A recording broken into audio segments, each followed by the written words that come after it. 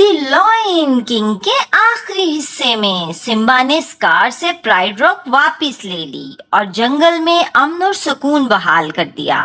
جہاں پہلے زمین خشک اور بنجر تھی، وہاں اب سمبا کی حکمرانی میں ہر طرف ہریالی اور زندگی کی بہار ہے۔ بارشوں نے اسکار کے دور کے نشان مٹا دیے ہیں اور گھاس اور درخت دوبارہ سرسبز ہو گئے ہیں۔ ایک خوشیوں بھرا منظر ہے جہاں جنگل کے تمام جانور پرائڈ راک کے گرد جمع ہیں تاکہ سمبا کی بادشاہت کا جشن منایا جا سکے۔ سمبا نالا کے ساتھ کھڑا فخر سے سب کو دیکھ رہا ہے۔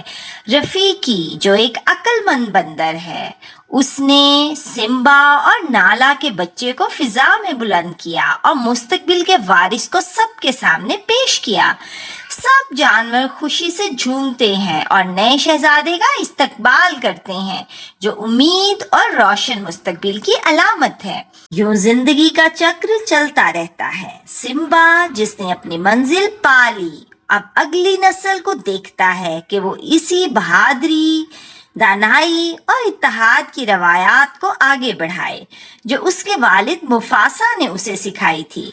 پرائڈ راک پر امن لوٹ آتا ہے اور سمبا زوردار دھاڑ سے اپنی سلطنت کو پیغام دیتا ہے کہ اب خوشحالی کا دور شروع ہو چکا ہے، اور اس طرح پرائڈ لینڈ کی خوبصورتی کو سنہری دھوپ میں دیکھا جا سکتا ہے۔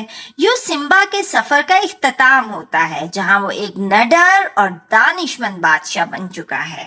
تو پیارے بچوں، اس کہانی سے ہمیں سبق ملتا ہے کہ اپنے اصولوں پر قائم رہیں، ذمہ داری قبول کریں اور زندگی کے سفر میں دوستوں اور خاندان کی اہمیت کو سمجھیں۔ آزمائش ہمیشہ ہمیں مضبوط بناتی ہے اور اپنے حصے کی روشنی دوسروں تک پہنچا کر ہی ہم حقیقی کامیابی حاصل کر سکتے ہیں۔